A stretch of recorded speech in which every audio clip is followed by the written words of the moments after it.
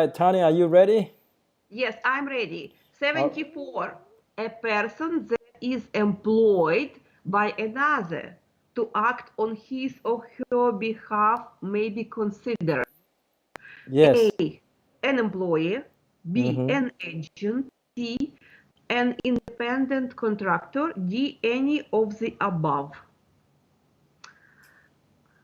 Um, I am going to use common sense, and I'm going to choose D because A and B and C are, I think, correct answers to this question.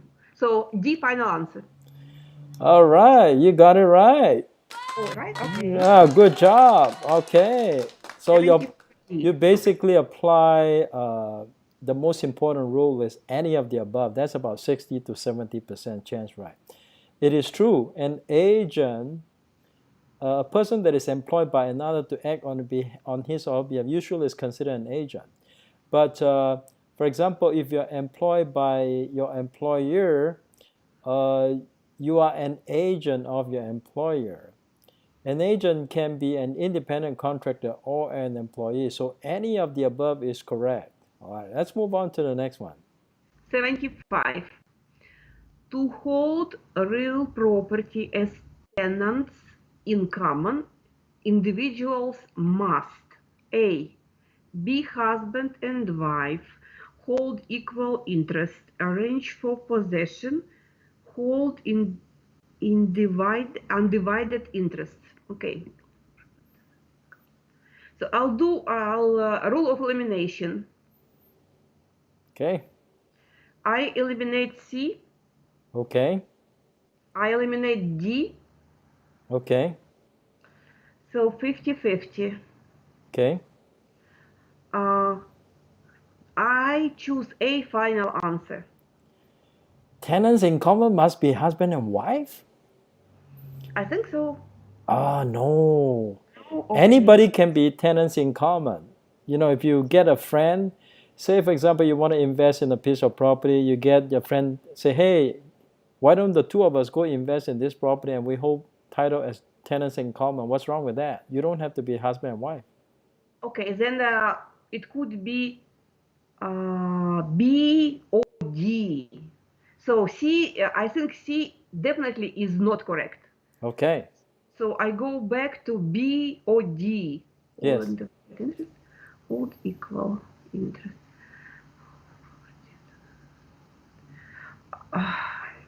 Mm, uh, I would eliminate B and choose D. D as in what? Donkey? Yes, All right. Now, why did you eliminate B? hold equal interest. Must tenants in common hold equal interest or can they hold unequal interest? I think tenants in common, if it's not wife and husband, they can hold unequal interest. You got it. So, D for is the example, right answer. Correct. Now, me and my go friend, ahead. okay, if me and my friend are in an apartment, 2 rooms, there is a master suite and a regular bedroom, so it's unequal interest. Unequal interest means that it doesn't have to be 50-50. It can be 70-30, Yeah. 60-40, things like that. Tenants in common can hold interest unequally. However, their interests are undivided. Now, there's a difference between unequal and undivided. Unequal means the percentages don't have to be the same, but their interest is undivided. Let me explain this to you. Let's say, for example, you and a friend invest in a rental property, and you hold 30% interest. Your friend holds 70% interest. Your friend is overseas and you don't have a place to stay. You move into the property. You move into the rental property, right? Instead of renting it out, you move into the rental property. So must you pay rent to your friend or you don't have to pay rent to your friend? I must pay rent to my friend. No, you don't have to pay rent to your friend because your interests are undivided. You have equal right of possession, even though your interest may be unequal. Oh, wow. Okay. How did I miss it? Wow. Yeah, that's a very important concept. It shows up in the exam a lot. They like to test you. They will ask you if you are tenants in common with someone else and the other person doesn't live on the property, you live on the property, must you pay rent to the other person? The answer is no. Okay, got that. All Thank right, you. let's see who's got it right. Okay, Delena, you got it right. Okay, congratulations, Delena. All right, next one. Okay. 76. The lease contract is considered real property, B, personal property, C, a freehold estate, D, none of the preceding. So I'll do elimination. Yes. I eliminate C. Good elimination. I eliminate A. Good elimination. So you're down to B and D. Yes, so I choose B, final answer, personal property. Okay, explain to me why you choose B. So, because it's not A, it's not C, none of the preceding. Because it is a piece of paper that I hold in my hands. That's why. Ah, that's right. You know, there are only two types of properties in the world. It's either real property or personal property, right? If it's not real, it must be personal, right? Yes. If it's a piece of paper you hold in your hand, it cannot be real property. Then it's got to be personal property, correct? Yes. Now, the DRE exam, they love to test you on this question. So remember the answer now because you may just see it in the DRE exam. All right, who's got it right? Joe has got it right. Joe, congratulations. Okay. All right, next one. 27. All right. An estate of inheritance or a perpetual estate would be an estate for years, B, a fee simple estate, C, less than freehold estate, D, a life estate. So I should know this like very well. Good. Okay, go ahead. But I'll do elimination. Okay. Eliminate C. All right. Good elimination. Eliminate A. Good elimination. So you're down to B and D. So which one do you pick? I choose B as the final answer. Fee simple estate, right? Yes. Now, okay, let me ask you this. So, even though you did it correctly, why did you eliminate life estate?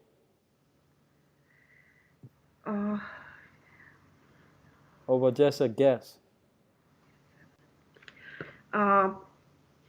Because I remember that you explained this subject many times. You watch my video or listen to my audio? Yes, I listened to the audio and I remember even in a class, in the office. I just think that B, a fee simple estate, is the final answer. All right, you're absolutely correct. All right, who else got it right?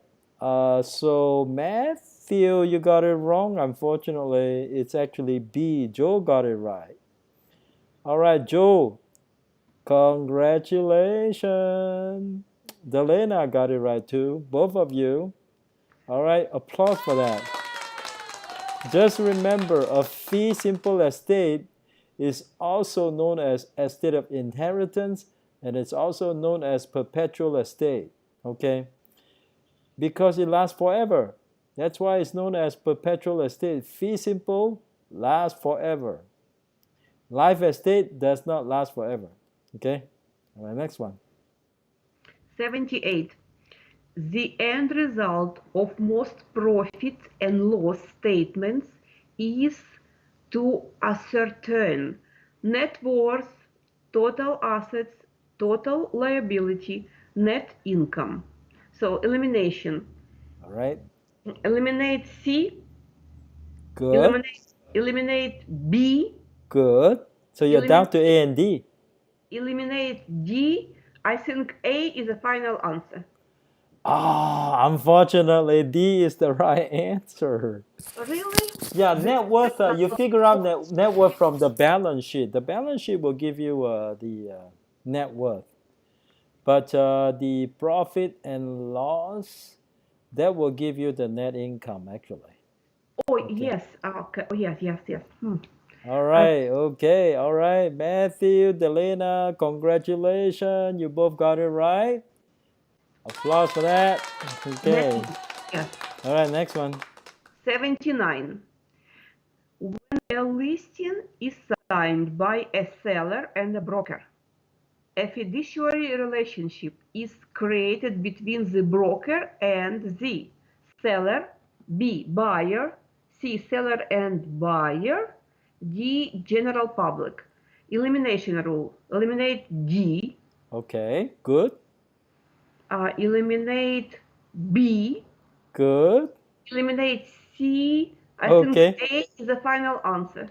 Perfect. Wonderful. You see, when you sign a listing with a seller, you owe the fiduciary relationship to your seller and no one else.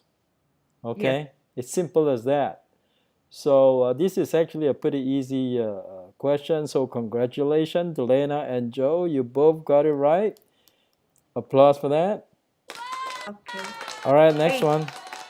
Okay. which of the following would not be We'll classified? skip this one. We'll skip this one. This is an old question. It's not going to be on the DRE test. All right. Let's move on to the next scene. Okay. Okay, Yeah, move so on to the next one. 81. 81. okay, I'm going to open 81.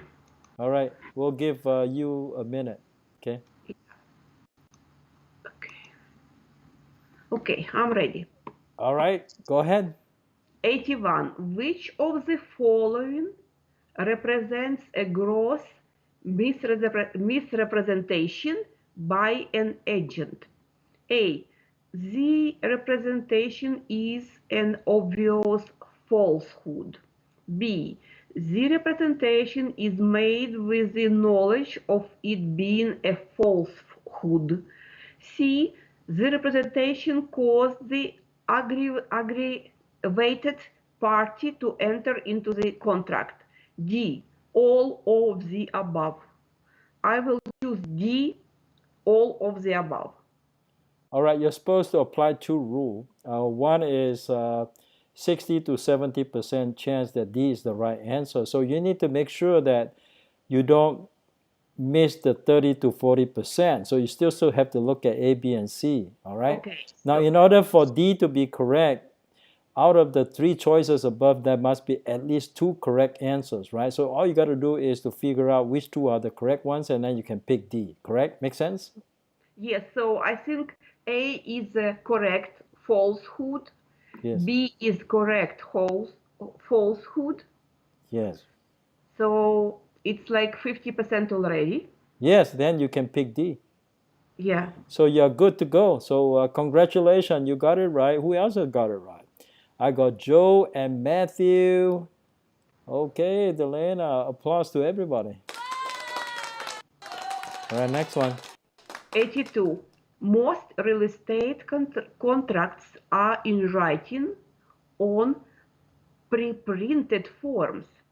Some of the terms of these contracts must be written in and other parts are pre-printed. In the interpretation of such contracts, A. Printed parts take precedence over the written parts. B. The written parts and the printed parts are given equal consideration. C. The written parts take precedence over the printed parts. D. If any conflict exists between the written and the printed part, the contract is void. Okay, elimination. eliminate A. All right. Okay. The next one.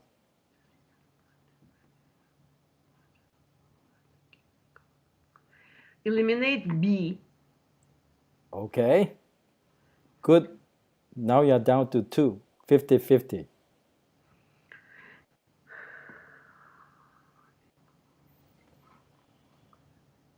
Eliminate D and C final answer. Perfect. You did it right. So, the written parts always take precedence over the printed parts. For example, when you want to submit an offer, usually we use the standard form for the offer. Now, if you want to have condition or terms that are different from the printed form, we always put at like an addendum. So we will basically write on the addendum whatever that we want on the contract that either does not appear on the printed form or is different from the printed form. So the written part always take precedence over the printed part. So the correct answer is C, correct, Tanya? Yes. All right, let's see who's got it right. Eh, eh, eh. All right, looks like Delena got it right. All right, congratulations to Tanya and Delena. Okay, next one. 83. A cautious buyer paid $200 for a 4-month option to purchase a property for $30,000. Under these circumstances, each of the following are true except A. Optionee has given adequate consideration. Optionee has created a legal interest in the property. Optioners temporarily surrender of rights to sell is valuable consideration.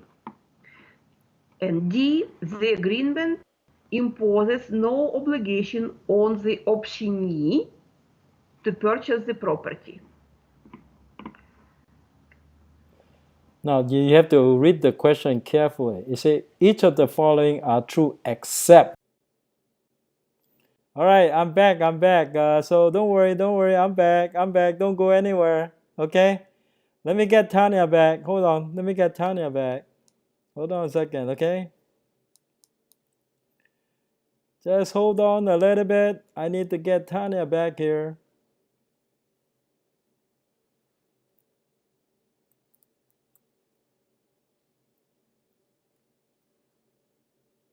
Okay. Guys, don't go anywhere. Don't go anywhere. Let me get Tanya back.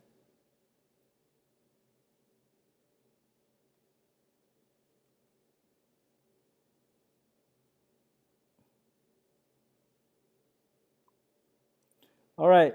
Don't go anywhere yet. Okay. Don't go anywhere.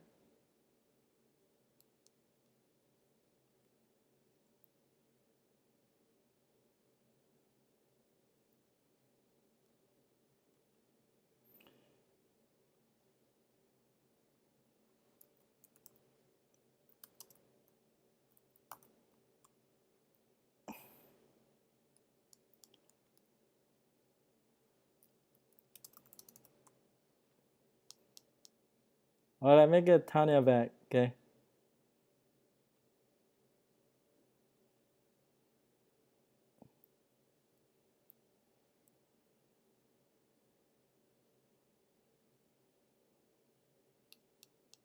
Hold on just a second. Got some technical problem today.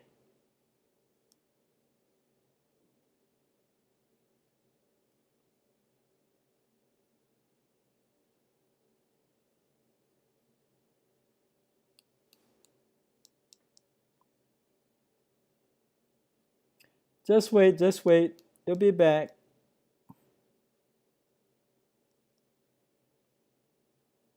All right, can you hear? Can you hear me now? Okay, just hang on a second, okay? Hang on a second. Let me get Tanya back. You should be able to hear me now, though. Okay, great. Just a moment.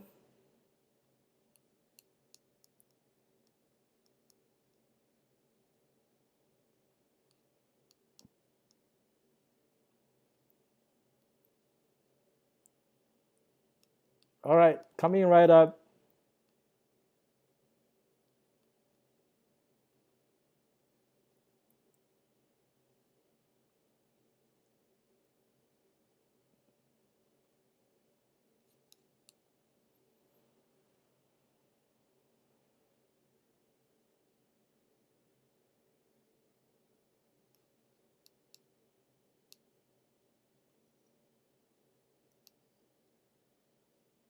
Tanya, can you hear me? Are you still there?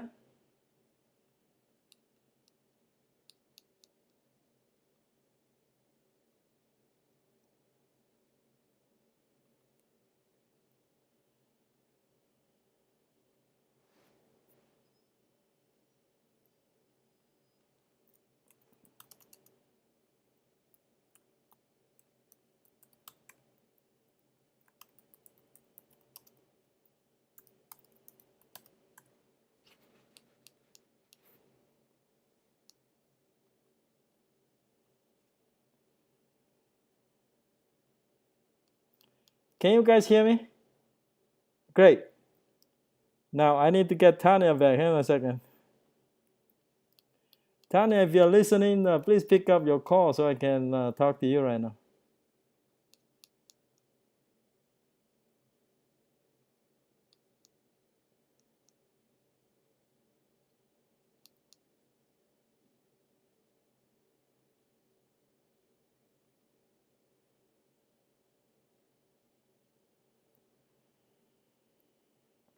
All right, so then look like we have Tanya back. Sorry about that.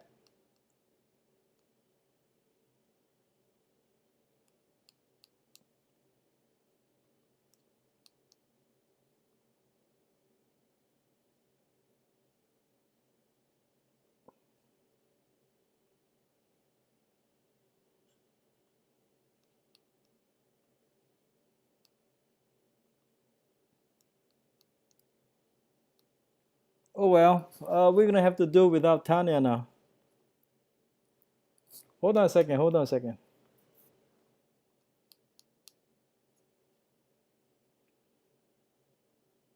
All right, let's go back. I'm gonna do without Tanya because I couldn't get her back, okay? But you guys can hear me though, right?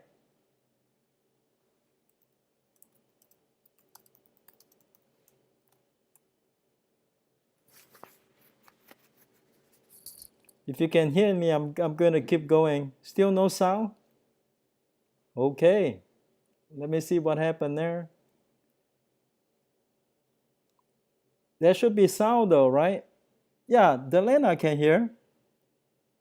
Well, Joe, I don't know what your issue is. Maybe it's your end. You gotta check that. Yeah, Matthew can hear me, so that's good, right?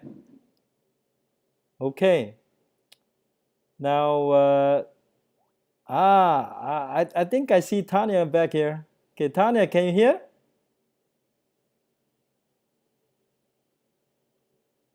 Tanya, can you hear me? All right, we're gonna keep going because I can't hear Tanya.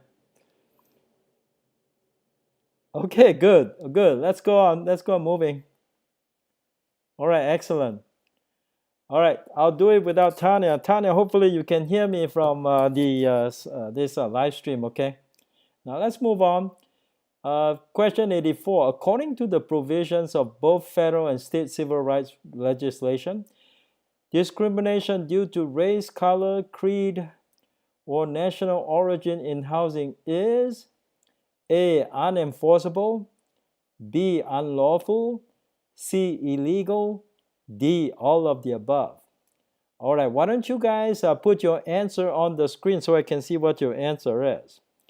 Now let's move. Let's apply the rules that we know.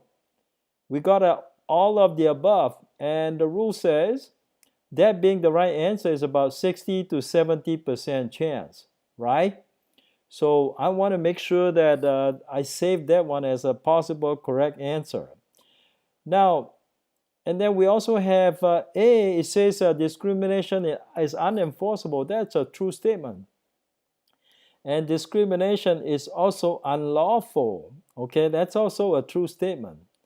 So, and then C, discrimination is also illegal. So, in order for me to pick D as the right answer, all I need to do is to make sure I got 2 correct answers. In this case, I got 3 correct answers. So the correct answer choice will be all of the above. All right, congratulations to Delana, Matthew, and Alina. All right, you guys did great.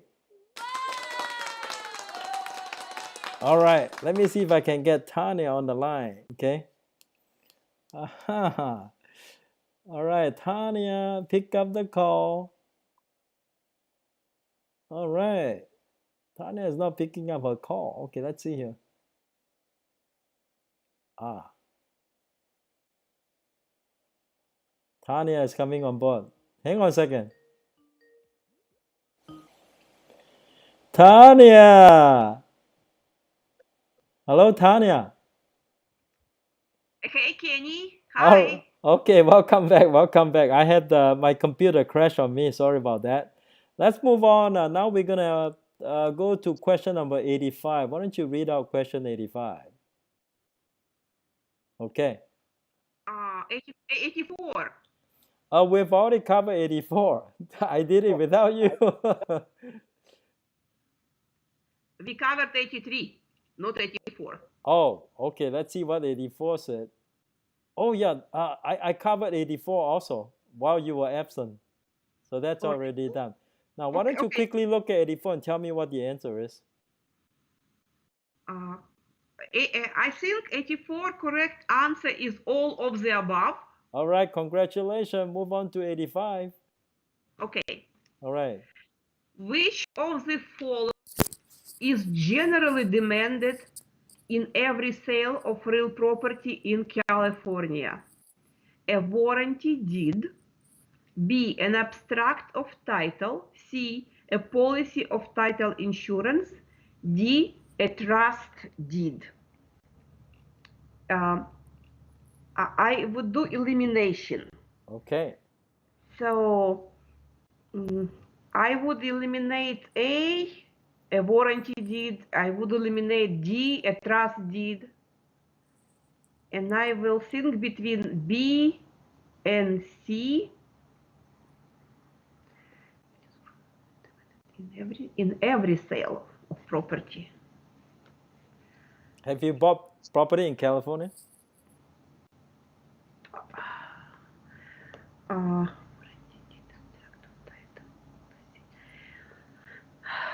So I 50-50 B or C.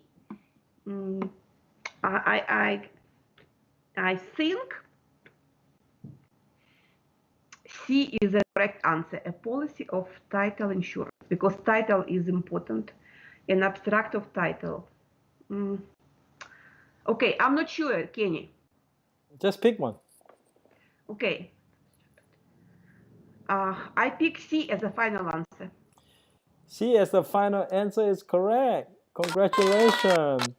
In California, we do not use abstract of title. Abstract of title is used on the East Coast. Okay? All right. Okay. Good job on that one. Next one. 86.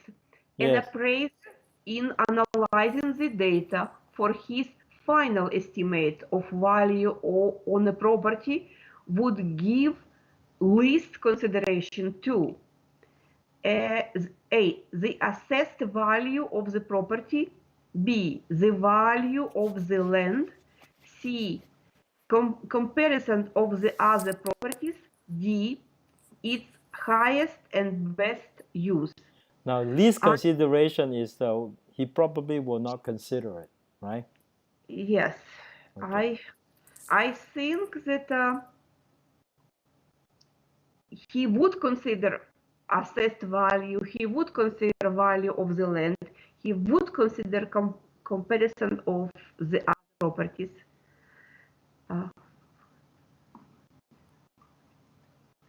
List, I think correct answer is D. Its highest and best use. All right. Actually, the correct answer is A. They don't care about the assessed value of the property. Only the county assessor cares about the assessed value of the property. Appraiser does not care about the assessed value of the property. Okay. So just remember that. And that's a very important exam question too. Oftentimes it's tested in the exam. So, all right, who's got it right? Okay, Fang Yi has got it right. All right. Big applause for that. Okay. Okay. All right, let's move on to the next one. 87. 87. Mm-hmm. Which of the following is not considered in determining whether an item of property is a fixture? A method of attachment. B, relationship of parties. C, cost of item. D, the adaptability of item attached. Is not considered.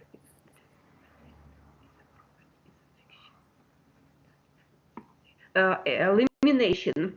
Okay. I eliminate C. What does that mean? So it means that the cost of the item is not a fixture. Well, you have to read the question. What did the question say? Which of the following is not considered in determining whether an item of property is a fixture?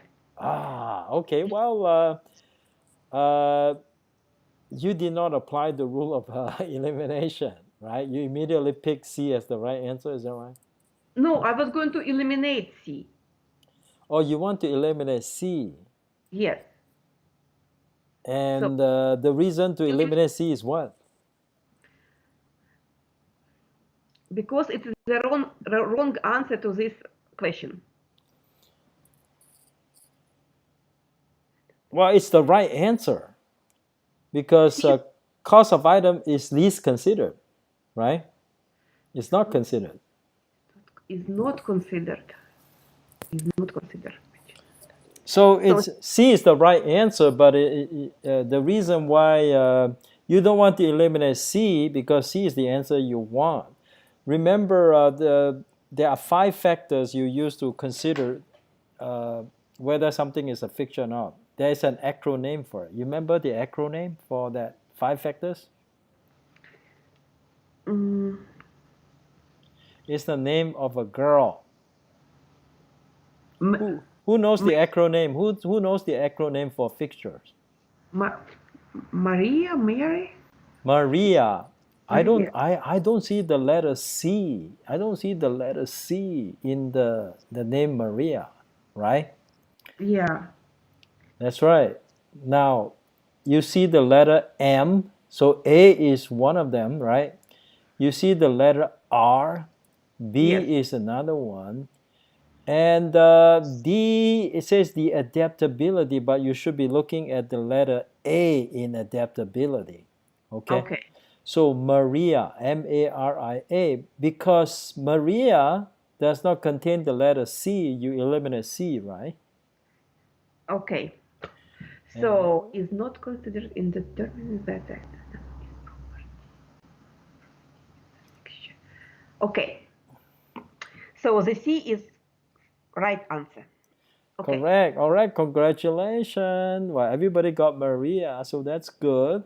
So congratulations all around. Okay. Next one. Okay. 88. The commission to be paid to a broker in a probate sale is set by the executor, administrator, court, estate manager. I think that C is correct answer. All right. Because it is probate and it is a court, it's like legal cloud, all on a legal cloud. So you use the common sense. Yes. All right, common sense works this time. So Matthew has got it right. Fangi has got it right. Congratulations to all three of you. And Joe has got it right too. All right, let's move on to the next one. 89. Okay. A formal declaration before a notary public or other qualified official by a person who has executed an instrument that such execution is his or her act and deed is called A. An endorsement, B. An acknowledgement, C. A warranty, D. A guarantee of performance. So elimination. I eliminate D, a guarantee of performance, eliminate C, a warranty. I eliminate A, I choose B as a final answer. Perfect. Right choice. So who else has got it right? Okay, I don't see your answer. Congratulations to Tanya. All right, let's move on to the next one. 90. Okay, 90 we skip. We're going to skip because it's a math question. All right, next one. 91. One of the chief advantages of the market data approach in the appraisal of real property is that one of the chief advantages. A. It is the easiest method for a salesperson to learn and use. B. It is less time consuming. C. A great number of comparable properties are always available. D. Selling prices are always available at the county recorder's office. So elimination. Eliminate D. Okay. Eliminate B.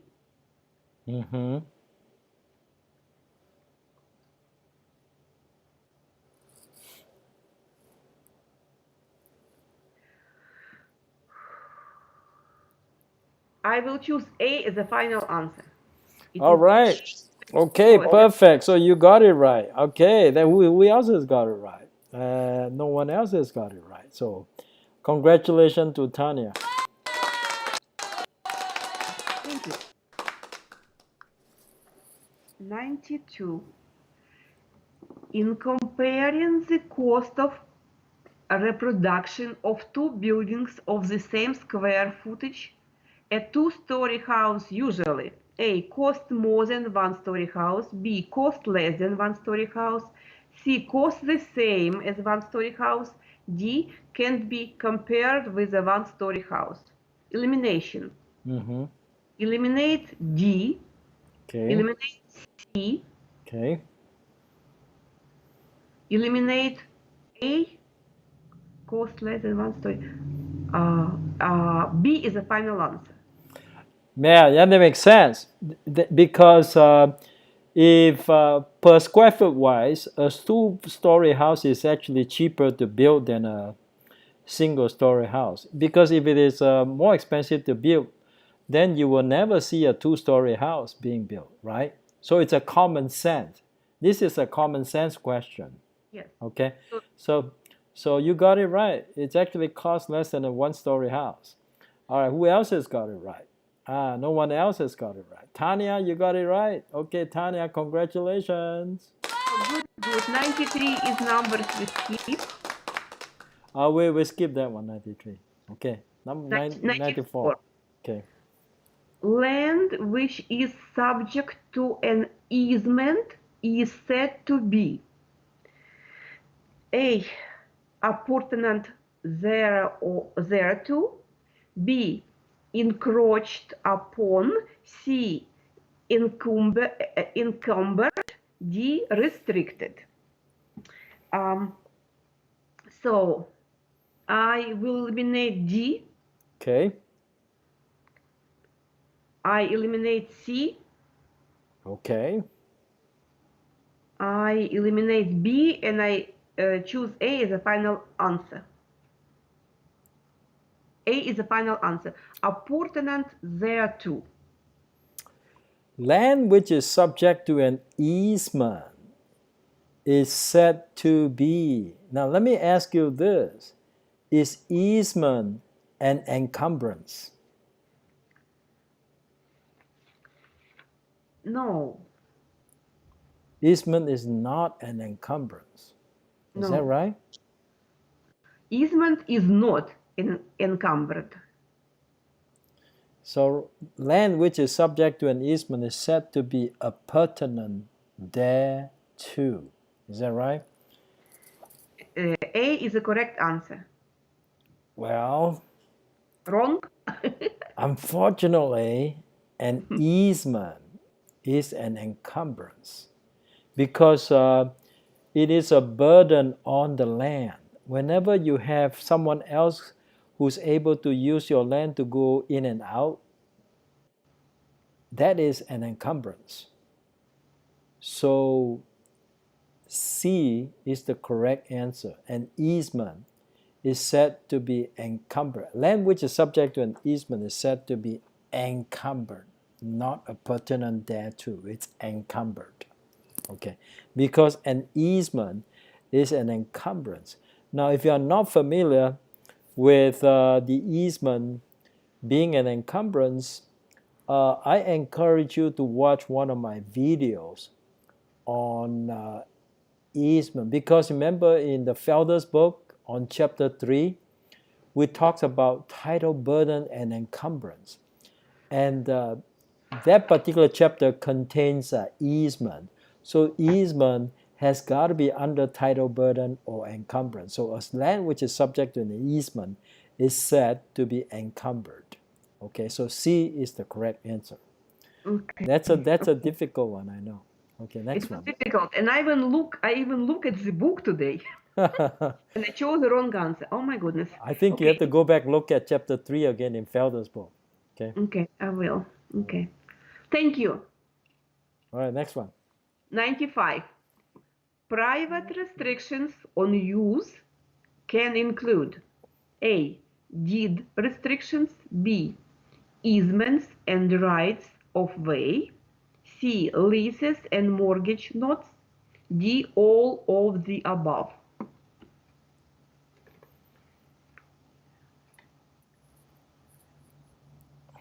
Private restrictions on use can include.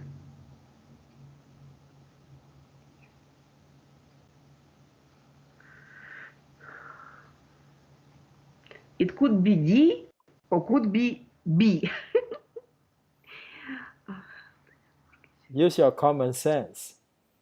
My common sense tells me that B is the final answer. Easements and rights of way. While private restrictions, you see the word restrictions? You should be Yeah. looking for something similar to restriction in your answer choice. That's why I said use your common sense. Yeah, deed restrictions, huh? That's right. Easements, rights of way. Easement, I paid attention to the rights of way. I know, but unfortunately you got the wrong one. Okay, Deed so restrictions contain private restrictions.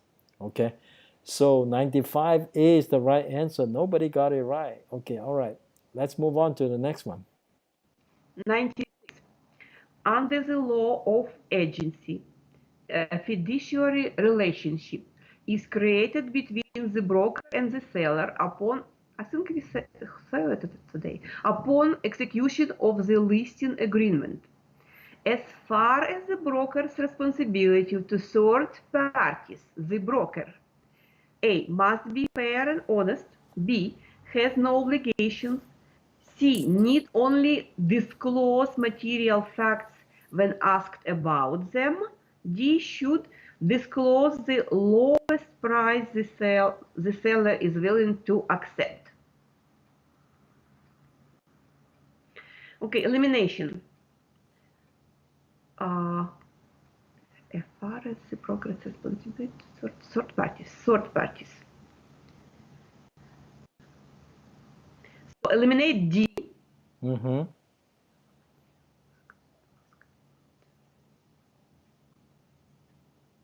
Eliminate B. Okay. Good.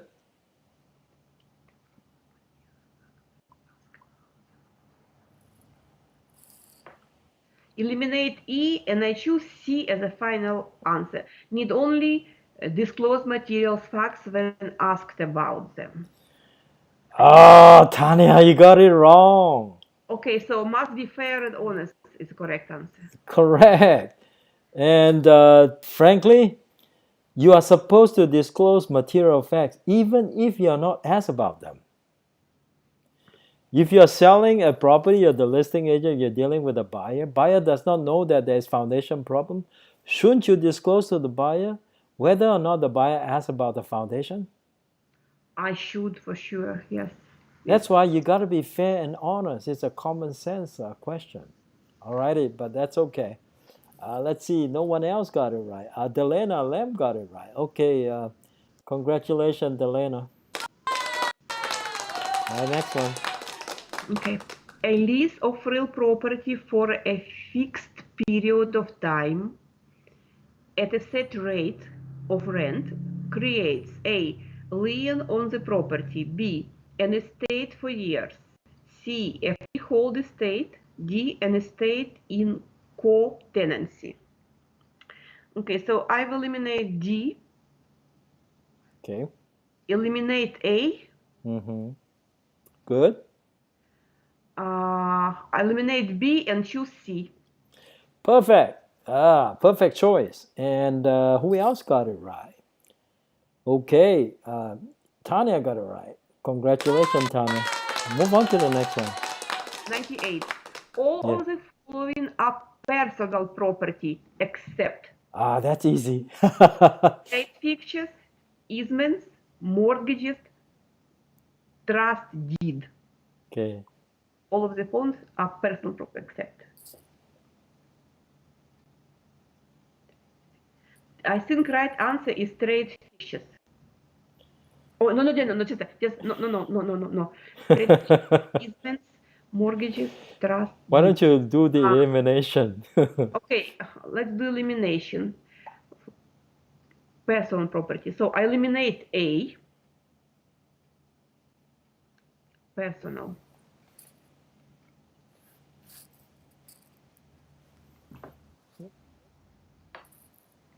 So mortgage is personal property. Eliminate C. So eliminate A, eliminate C. Mm-hmm. Eliminate B. I think D. Trust deed. Oh, just a second. Personal property except. Property. I think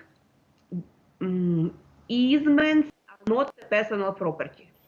Correct. Everything else is personal property except for easement. So you got it right. And looks like no one else got it right. Okay, congratulations, Tanya. Next one. A valid deed vests title in the grantee when the deed is signed, B. acknowledged, C. notarized, D. delivered. I will use common sense and what I remember from what I listened to you, Kenny. I will choose D. Final answer, delivered. All right, D is correct. To deliver, to convey title, all you got to do is to deliver the deed to the grantee. Congratulations, Tanya. You got it right again. And same thing to you, Matthew. You got it right as well. Next one. 100. A valid recorded homestead will not protect the homeowner against a foreclosure of a mortgage, a trust deed, a mechanic's lien, any of the above. The valid recorded homestead will not protect the homeowners against.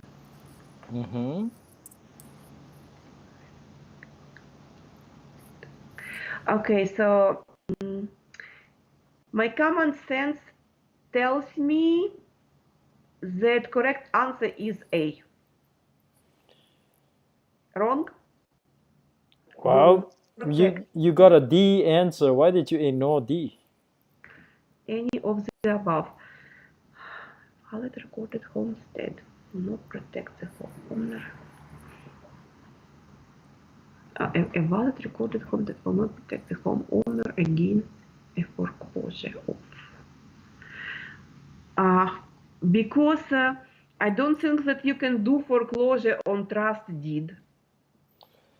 Oh, if you owe the bank money on a trust deed, you don't pay, the bank can foreclose on you. Even trust deed? Yeah. Okay. Mortgage and trust deed are basically the same thing. Okay, then if it is the case, then I will choose D or any of the above as a final answer. All right, D is the correct answer. Just to remind you, homestead does not protect against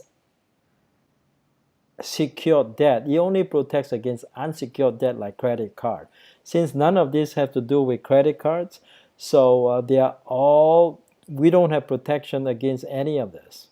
Okay, so any of the above is the correct answer. Well, congratulations to Tanya, Matthew, and Elena. Well, that concludes the evening.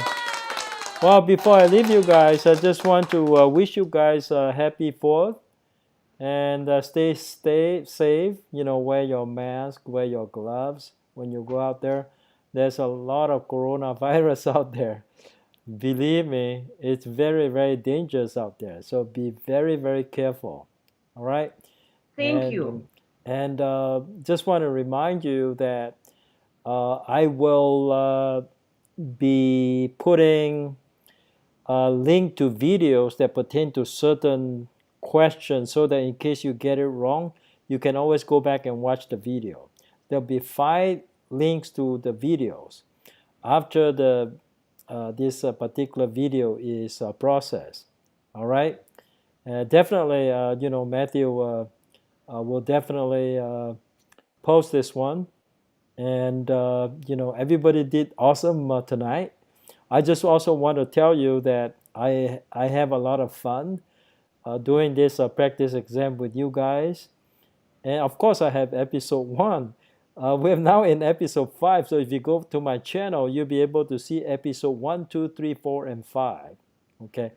Now, I just want to remind you also that we are just going to do 200 questions in English and 200 questions in Chinese. So we've finished 100. There's 100 more to go. Now, once you finish 200, you should be pretty much ready in terms of the practice. That should be enough practice already. And I have another category of live stream, but that's only for my students only. So if you're not my student, that's not accessible to you.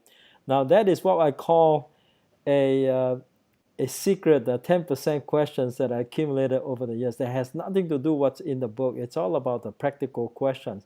Now at the DRE exam, probably 150 questions. Within the 150 questions, there's about 15 questions that has nothing to do with the principal book. It's all about practical. So I reserve those questions for my students. So if you want to have access to those questions, unfortunately, you just have to be my student. Okay, you can join my real estate course. All right, and you want to become a real estate agent? Sure. I mean, talk to me. Send me a message. Give me your phone number later on. We can chat. All right, and that'll be it. And mid-July, I'm going to start my video on loans. If you're interested in getting your loan license, I intend to upload a video a day regarding the loan license. So each video is about 15 minutes long. That's for the entire course. So if you are thinking of also getting your loan license, stay with me on this channel. And if you are new to this channel, if you have not subscribed, make sure you subscribe. That way you get notification of future videos. Alrighty? All right, I'll call you tomorrow, Matthew. Okay, appreciate it. And everybody have a good evening, okay? See you guys next week. Okay, bye. Bye.